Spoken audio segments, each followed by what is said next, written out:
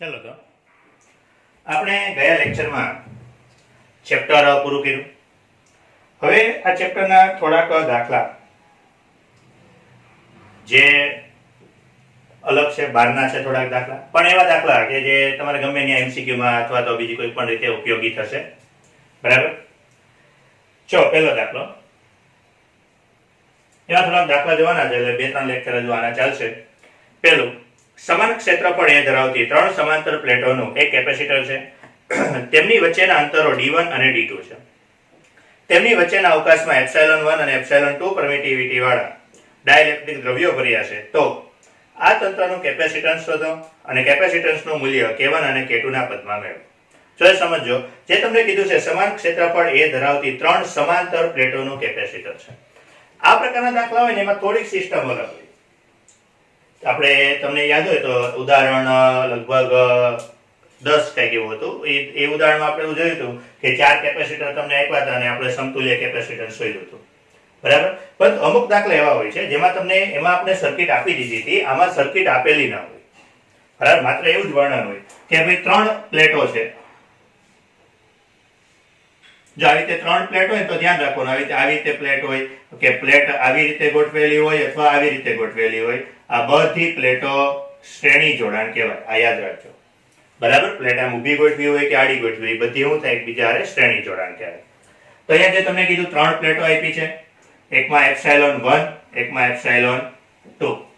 બરાબર? અને એકનો ડાઇલેક્ટ્રિક અચળાંક k1 અને એકનો ડાઇલેક્ટ્રિક અચળાંક k2. બરાબર? અને બે પ્લેટો છે તો બે પ્લેટો વચ્ચેના અંતર અનુક્રમે d1 અને d2 છે. એટલે અહીંયા અંતર d1 છે, અહીંયા અંતર d2 છે. હવે તમને એવું કીધું છે કે એનું સમતુલ્ય કેપેસિટન્સ શોધો. જો આ સમજો કે આવી રીતે આમ ઊભી પ્લેટ છે, 2-3 પ્લેટ કહી દીધું છે કે સમાંતર ગોઠવેલી છે. સમાંતર પ્લેટો હોય એ બધું એકબીજા હારે શ્રેણી જોડાણ કહેવાય. ખાસ મગજમાં રાખજો, પ્લેટો સમાંતર ગોઠવેલી હોય તો એ શ્રેણી જોડાણ કહેવાય. કારણ કે તમને યાદ હોય તો શ્રેણી જોડાણની આકૃતિ આવી થતી હતી, ખબર? બધા કેપેસિટર બાજુમાં હોય. તો એનો અર્થ એમ થઈ ગયો, અહીં C1 અને C2, આ કેપેસિટર C1 લઈ લઈએ, આ કેપેસિટર C2. પણ જો ધ્યાન રાખજો કે અહીંયા અંદર ડાઇલેક્ટ્રિક દ્રવ્ય ભર્યા છે. હવે ડાઇલેક્ટ્રિક દ્રવ્ય ભર્યા હોય તો આપણે એવું ભણી ગયા હતા કે ડાઇલેક્ટ્રિક દ્રવ્ય ભર્યા હોય તો કેપેસિટન્સ કેટલો લેવાનો? તો કે C બરાબર C0 * K લેવાનો. બરાબર? એટલે કેપેસિટન્સ કેટલું હોય? C બરાબર C0 * K. C0 એટલે હું ε0/d. બરાબર? એટલે અહીંયા C1, તો C1 મારે કેટલું લેવું પડશે? તો કે ε0/d * K1 અને એનું અંતર કેટલું? d1. C2 કેટલું લેવું પડશે? તો ε0/d2 અને એનો ડાઇલેક્ટ્રિક અચળાંક k2. પછી બંને શ્રેણીમાં છે તો માટે આ શ્રેણી જોડાણનું સમતુલ્ય કેપેસિટન્સ. તો શ્રેણી જોડાણમાં આપણી પાસે સૂત્ર શું હતું? 1/c બરાબર 1/c1 + 1/c2. બાકી આવા પ્રકારના દાખલામાં કઈ અઘરું નથી હોતું. મેન ખાલી એ જ હોય છે. આ તો મેં એકદમ સરળ દાખલો છે. બાકી આકૃતિ જેવી હોય, આકૃતિ ઉપરથી આવા આપણે ઘણા દાખલા જોશું, 3-4 દાખલા આ પ્રકારના જોશું.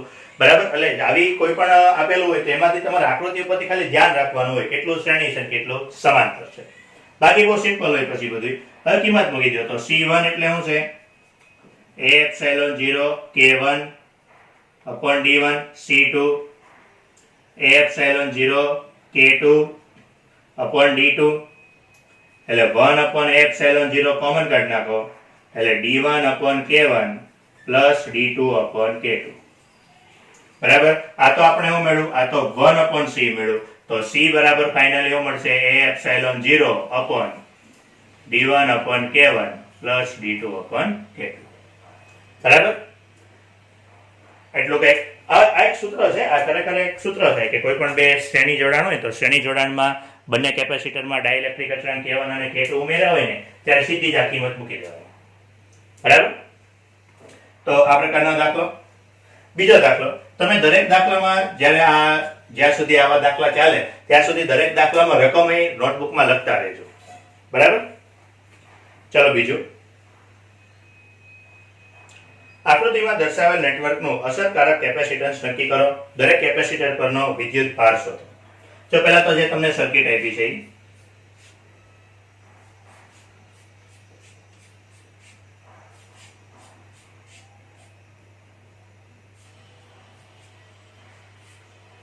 અહીંયા C1 C2 C3 C4 C1 આપી દીધો 100 પિકોફેરેડ, C2 200 પિકોફેરેડ, C3 પણ 200 પિકોફેરેડ, C4 100 પિકોફેરેડ.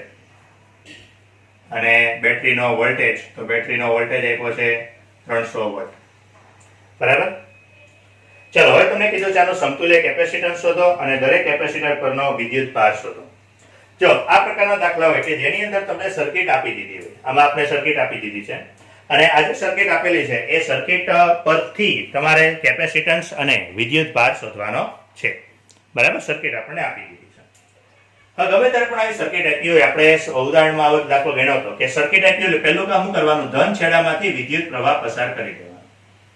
બરાબર. આ વિદ્યુત પ્રવાહ અહીંયાથી આગળ જશે એટલે આ બિંદુએથી એના ભાગ પડશે. આને નામ આપી દો I1, આને નામ આપો I2. બરાબર. એક આમ જશે, એક અહીંયાથી આવશે. I1 I2 બે ભેગા થઈને અહીંયાથી આવશે તો અહીંયાથી પાછા ભેગા થઈને અહીંયાથી પાછો I આવશે. આ I1 I2 ભેગા થશે એટલે પાછો I બની જશે અને આમાં પાછો I. તો હવે તમે જો કે C3 માંથી I1 પ્રવાહ પસાર થાય છે, C2 માંથી પણ I1 પ્રવાહ પસાર થાય છે. જે કેપેસિટરમાંથી સરખો પ્રવાહ પસાર થતો હોય એ બધા શ્રેણીમાં કહેવાય. બરાબર. એટલે એનો અર્થ શું થઈ ગયો, C2 C3 શ્રેણીમાં છે. બરાબર. તમારા આ પ્રકારના દાખલા કઈ રીતે ગણવાના, આને આમ રાઉન્ડ કરી દેવાનું. C2 C3 શ્રેણીમાં એનું મૂલ્ય બાજુ લખી નાખવાનું. એની આરે C1 સમાંતરમાં તો એનું મૂલ્ય લખી નાખવાનું. એ શોર્ટકટ કહેવાય. બરાબર. તમે શોર્ટકટ રીતે ગણતરી કરો તોય વાંધો નહીં, MCQ માં આવે તો શોર્ટકટ રીતે ગણતરી કરવાની. તો અહીંયાથી તમે એને સીધું જવા દો પ્રવાહ, તો એ તમે જુઓ તો C2 C3 શ્રેણીમાં છે. બરાબર. તો પહેલું કામ આપણે શું કરશું, C2 C3 નું સમતુલ્ય મૂલ્ય જોશું. તો આખી ગણતરી કઈ રીતની થશે, તો કે C2 C3 શ્રેણીમાં, એની સાથે C1 સમાંતરમાં, કારણ કે એમાં પ્રવાહ અલગ છે. ત્રણેય સાથે C4 તો એ શ્રેણીમાં થશે. શું કામ, કારણ કે આ બધાનો કુલ પ્રવાહ કેટલો છે, તો કે I. C4 નો કુલ પ્રવાહ કેટલો છે, I. બરાબર. હમણાં હું તમને સર્કિટ પ્રમાણે ધીમે ધીમે આગળ ચલાવતો જાઉં છું. બરાબર. પણ જો આ દાખલાની અંદર તમારે MCQ આવતું હોય તો પછી શોર્ટમાં ગણતરી કરવાની ટેવ રાખવી. બરાબર. ચલો, પહેલું કામ તો C2 C3 શ્રેણીમાં છે, તો C2 અને C3 ના શ્રેણી જોડાણનો સમતુલ્ય કેપેસિટન્સ. ચલો, એનો સમતુલ્ય કેપેસિટન્સ તો શ્રેણી છે અને બે જ કેપેસિટર શ્રેણીમાં હોય તો ત્યારે મેં તમને કીધું હતું કે શ્રેણીમાં બે જ કેપેસિટર હોય તો સીધું શું કરી દેવાનું, ઉપર ગુણાકાર છેદમાં સરવાળો. બરાબર. તો એને કામ કરીએ, C' નામ આપી દઈએ. તો C' બરાબર શું થાય, કોણ છે, C2 અને C3. તો C2 C3 upon C2 plus C3. C2 C3 બંને કેટલા છે, તો કે બંને 200 છે. બંને 200 છે એટલે શું થશે, 200 ગુણ્યા 200 છેદમાં 200 વત્તા 200 એટલે 400. એટલે કેટલું વધ્યું, 100 પિકોફેરેડ. બરાબર. આજે આ પણ બીજી એક વસ્તુ યાદ રાખજો, ગમે ત્યારે કોઈ પણ બે સમાન મૂલ્યના કેપેસિટર શ્રેણીમાં જોડો ને એટલે પરિણામી મૂલ્ય અડધું થઈ જાય. તો હવે એનો અર્થ શું થઈ ગયો, C2 C3 ની જગ્યાએ C' મળી ગયો. એટલે હવે આ જે સર્કિટ બની તે સર્કિટ કઈક આ રીતની બની ગઈ.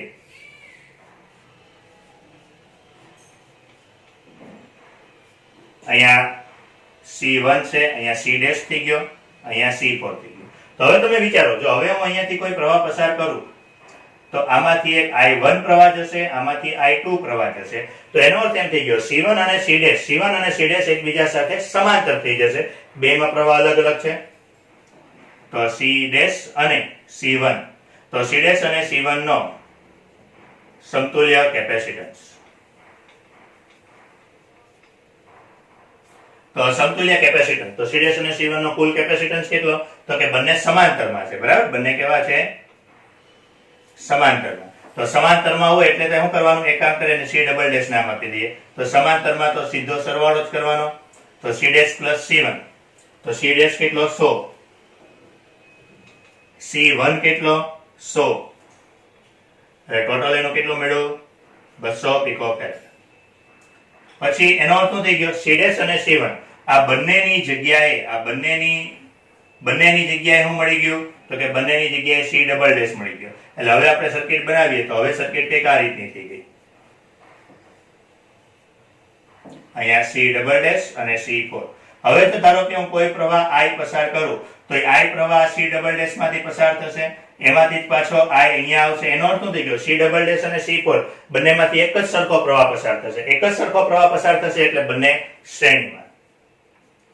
તો C ડબલ ડેશ અને C4 ના શ્રેણી જોડાણનો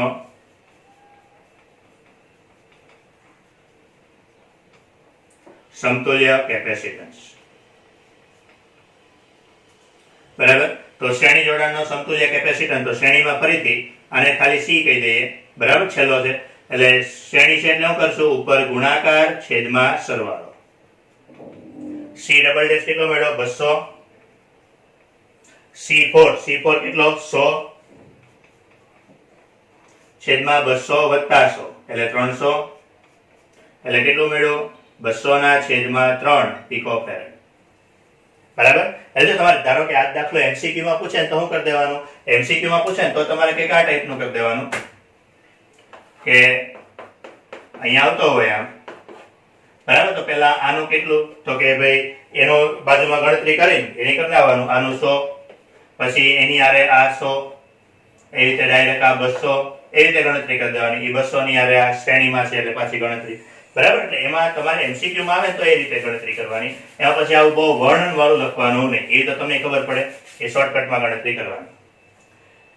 તો તમને કુલ કેપેસિટન્સ મળી ગયો. બીજો સવાલ તમને એવો પૂછ્યો છે કે દરેક કેપેસિટરનો વિદ્યુત ભાર શોધો. જો ગમે ત્યારે પણ દરેક કેપેસિટરનો વિદ્યુત ભાર શોધવો હોય તો તમારે ફરજિયાત દરેક કેપેસિટર પરનો ત્યારે તો તમારે ફરજિયાત કુલ કેપેસિટન્સ તો ગોતવો જ પડશે. એ તો ગોતી જ લેવાનો. કારણ કે દરેક વિદ્યુત ભાર શોધવાનું શું કરવાનું? પહેલા અહીંથી આમ આવ્યા ને, હવે ઊંધું આવવાનું. બરાબર. તો માટે પહેલા આપણે શું મળશે? તો કે આ પરિપથનો કુલ વિદ્યુત ભાર. પરિપથનો કુલ વિદ્યુત તો Q બરાબર CV. C કેટલો મળ્યો? 200 ના છેદમાં 3. V કેટલો છે? 300.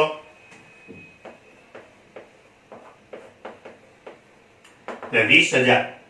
પણ C તો પિકોફેરાડમાં છે એટલે આ હું મેળવું 20,000 એટલે 2 ગુણ્યા 10 ની 4 પિકો છે એટલે 10 ની -12 એટલે 2 ગુણ્યા 10 ની -8 કુલમ. એટલે આજે તમને વિદ્યુત ભાર મળ્યો. આ વિદ્યુત ભાર કોનો મળ્યો? તો કે આ કુલ વિદ્યુત ભાર મળ્યો. ચારે ચાર કેપેસિટર થઈને બધુંય ભેગું કરીને કુલ વિદ્યુત ભાર કેટલો મળ્યો? 2 ગુણ્યા 10 ની -8. હવે અહીંયાથી આગળ ધ્યાન રાખવાનું. આ વિદ્યુત ભાર કોનો? તો કે C નો. C ની અંદર કોણ છે? તો કે C ડબલ ડેશ ને C4 છે. C ડબલ ડેશ ને C4 કેવા? શ્રેણીમાં. શ્રેણીમાં છે તો એનો બધો વિદ્યુત ભાર સરખો હોય. તો આનો અર્થ એમ થઈ જાય કે C4 નો વિદ્યુત ભાર, તો આનો અર્થ એમ થઈ ગયો C4 નો વિદ્યુત ભાર કેટલો? 2 ગુણ્યા 10 ની -8 કુલમ. બરાબર. એટલે આનો અર્થ આવો થાય કઈ કે C4 નો વિદ્યુત ભાર કેટલો હશે? જેટલો કુલ વિદ્યુત ભાર છે. તથા C ડબલ ડેશ, કારણ કે C4 અને C ડબલ ડેશ બે શ્રેણીમાં છે. બરાબર. એટલે C ડબલ ડેશ નો વિદ્યુત ભાર એને કામ કરીએ Q ડબલ ડેશ નામ આપી દઈએ તો એ કેટલો? 2 ગુણ્યા 10 ની -8 કુલમ. Q ડબલ ડેશ મેળવો તમને. Q ડબલ ડેશ કોનો વિદ્યુત ભાર છે? C ડબલ ડેશ નો. C ડબલ ડેશ ની અંદર કોણ? C ડેશ અને C1. C ડેશ C1 કેવા? સમાંતરમાં. હવે સમાંતરમાં હોય તો તમારી પાસે વિદ્યુત ભારનું સૂત્ર હતું કે ધારો કે હું C1 ની વાત કરી તો C1 નો વિદ્યુત ભાર, તો C1 નો વિદ્યુત ભાર Q1. તમને યાદ હોય એની માટે આપણી પાસે સૂત્ર હતું QC1/C1 + C2. અહીં C1 + C2 એવું કામ લખતા કારણ કે બે સમાંતરમાં હતા. તો અહીંયા સમાંતરમાં કોણ છે? C ડેશ અને C1 છે. એટલે 2 ની જગ્યાએ મારે શું લખવાનું? ડેશ. અને Q ની જગ્યાએનો કુલ વિદ્યુત ભાર તો કેટલો છે? આનો કુલ વિદ્યુત ભાર કેટલો છે? C ડબલ ડેશ એટલો. એટલે Q ડબલ ડેશ એટલો. તો Q ડબલ ડેશ બરાબર 2 ગુણ્યા 10 ની -8. C1 કેટલો? તો C1 100. C1 + C dash, C1 + C dash 200. એટલે 1 ગુણ્યા 10 ની -8 કુલમ. બરાબર. એટલે C1 નો વિદ્યુત ભાર તમને મળ્યો કે C1 નો વિદ્યુત ભાર કેટલો મળ્યો? 1 ગુણ્યા 10 ની -8 કુલમ. બરાબર. આ C1 નો વિદ્યુત ભાર મળ્યો. અને એની સાથે કોણ છે? C ડેશ છે. તો C ડેશ નો વિદ્યુત ભાર તો ફરીથી સૂત્ર લઈ લો. Q ડેશ બરાબર ક્યુ double dash C dash upon C dash plus C1. ચાલો ફરીથી ક્યુ ડબલ ડેશ કેટલો 2 ગુણ્યા 10 ની માઇનસ 8 સી ડેશ તો સી ડેશ કેટલો મેળવ 100 C1 પ્લસ સી ડેશ તો C1 પ્લસ સી ડેશ 200 એટલે ક્યુ ડેશ કેટલો મેળવ 1 ગુણ્યા 10 ની માઇનસ 8. જો આ બંને સરખા મળે હંમેશા સરખા મળશે જેવું જરૂરી નથી. તો ક્યુ ડેશ 1 ગુણ્યા 10 ની માઇનસ 8 કુલમ મેળવ. ફરીથી હવે આગળ વધો. ક્યુ ડેશ કોનો વિદ્યુતભાર? તો કે ક્યુ ડેશ છે સી ડેશ નો વિદ્યુતભાર છે. સી ડેશ ની અંદર કોણ છે? C2 C3. C2 C3 કેવા? શ્રેણીમાં. શ્રેણીમાં છે એનો અર્થ એમ થઈ ગયો કે C2 અને C3 નો વિદ્યુતભાર તો એ વિદ્યુતભાર કેટલો હશે? ક્યુ ડેશ જેટલો જ હશે. એટલે Q2 બરાબર Q3 બરાબર 1 ગુણ્યા 10 ની માઇનસ 8 કુલમ. તો કઈક આ પ્રકારના દાખલા થાય. બરાબર, દાખલા બહુ સિમ્પલ હોય છે. શ્રેણી અને સમાંતર ખાલી જોઈ લેવાનું, કેપેસિટન્સ ગોતી લેવાનું. પહેલા જેમ કેપેસિટન્સ ગોતો પછી વિદ્યુતભારમાં ઊંધું ચાલતું જવાનું. પહેલા આનો વિદ્યુતભાર મળે, પછી આનો, પછી આનો. બરાબર, તો કઈક આ પ્રકારના દાખલા હોય. ત્રીજો દાખલો,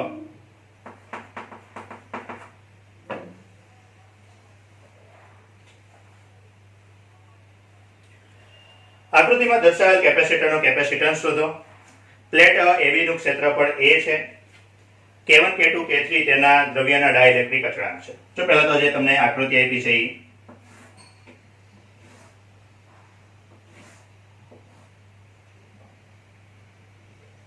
અહીંયા K1 K2 K3 આખું અંતર આપી દીધું D, આટલું અંતર આપ્યું D/2, અહીંયા L, અહીંયા L. એનો અર્થ એવું કહેવા માંગે છે કે અડધું થઈ ગયું છે. બરાબર, હવે અહીંયા સમજો. હમણાં જ આ પહેલા દાખલામાં જ મેં તમને કીધું અહીંયા કે આ રીતનું હોય ને સીધા લીટા કે આડા લીટા તો એ હંમેશા શ્રેણીમાં હોય. તો એનો અર્થ એમ થશે અહીંયા કે જો આ એક લીટો, આ બીજી પ્લેટ, આ ત્રીજી પ્લેટ, એટલે ઉપરનો આખો ભાગ, નીચેનો આખો ભાગ એ શ્રેણીમાં. પરંતુ જ્યારે અહીંયા વચ્ચેથી આવો આડો લીટો હોય તો એ ધ્યાન રાખજો કે ગમે ત્યારે કોઈ પણ ની અંદર આ રીતે લીટા આવતા હોય અથવા આ રીતે લીટા આવતા હોય તો અહીંયા જે આ કેપેસિટર હોય એ બધા કેપેસિટર એકબીજા સમાંતરમાં કહેવાય. બરાબર, આ ધ્યાન રાખજો. વચ્ચેથી આમ લીટા પડજો તો એ કેવા હોય? સમાંતરમાં. એટલે આનો અર્થ એમ થશે કે અહીંયા ધારો કે હું એવું કહું આ C1, આ C2, આ C3 તો આનો અર્થ શું થશે? C2 C3 સમાંતરમાં થશે, એની સાથે C1 શ્રેણીમાં થશે. બરાબર, આ પ્રકારના દાખલા હોય છે કે C2 C3 સમાંતર, એની સાથે C1 શ્રેણીમાં. બાકી બહુ સિમ્પલ હોય છે કે C1 બરાબર, તો C1 બરાબર આપણે શું લેશું? અહીંયા લીધું હતું કે ε0/d * K. તો C1 બરાબર શું થાય? જો C1 આખી પ્લેટ જ છે એટલે A ε0 K1. હવે એમાં બે પ્લેટ વચ્ચે અંતર કેટલું છે? D/2. C2 કેટલો થશે? તો કે C2 બરાબર, હવે C2 માં તમે જો એ C2 તો આટલો ભાગ જ છે,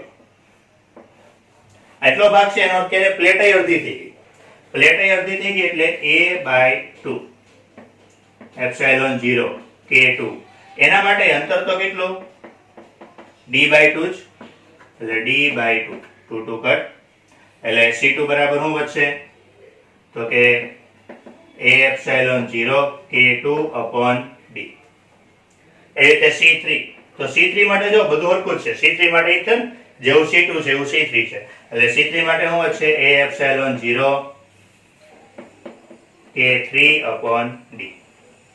હવે તમારે ખાલી કામ શું કરવાનું તો કે C2 C3 સમાંતર, એની હારે C1 શ્રેણીમાં. તો પહેલા C2 અને C3 નું સમતુલ્ય કેપેસિટન્સ જોઈ લઈએ કે C2 અને C3 નું સમતુલ્ય કેપેસિટન્સ સમાંતરમાં. તો સમાંતરમાં આપણે શું કરશું તો કે C' લઈએ તો C' બરાબર C2 + C3.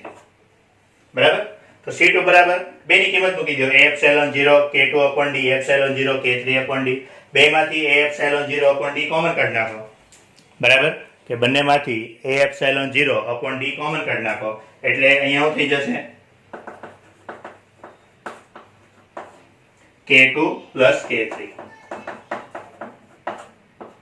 અને આખું હવે આજે નીચેનું છે, નીચેનું આ બે થઈને આપણને શું મળ્યું તો કે આ બે થઈને આપણને C' મળ્યું. એ સી ડેશ ની હારે C1 શ્રેણીમાં થશે. તો સી ડેશ અને C1 ના શ્રેણી જોડાણનું સમતુલ્ય કેપેસિટન્સ. બરાબર. એના શ્રેણી જોડાણનું સમતુલ્ય કેપેસિટન્સ. તો પછી એના શ્રેણી જોડાણ માટે શું કરશો? તો શ્રેણી માટે આપણી પાસે સૂત્ર હતું કે 1/c બરાબર 1/c dash plus 1/c1. c dash ની કિંમત મૂકી દો. તો c ડેશ બરાબર શું છે? a epsilon 0 k2 plus k3 d. c1 બરાબર, તો c1 બરાબર 2a એપ્સિલોન 0 k1/d. બરાબર. 2a epsilon 0 k1/d. બંનેમાંથી d upon a epsilon 0 common કાઢી નાખો એટલે 1/k2 plus k3 plus 1/2k1. લસા લઈ લો એટલે શું મળશે? ઉપર 2k1 plus k2 plus k3 upon 2k1 into k2 plus k3. આ તો મેળવું 1/c મેળવું એટલે આના ઉપરથી ફાઇનલી c બરાબર, તો c શું મળશે? a epsilon 0 upon d 2k1 k2 plus k3 upon 2k1 plus k2 plus k3. બરાબર. એટલે કઈક આ પ્રકારના દાખલા આવે. તો આ 3 દાખલા જોયા. આવા ઘણા છે, 20-22 દાખલા છે, પણ બધા મોટા મોટા નહીં હોય એટલે જેટલા લેક્ચર થાય એટલા લેક્ચર. બરાબર.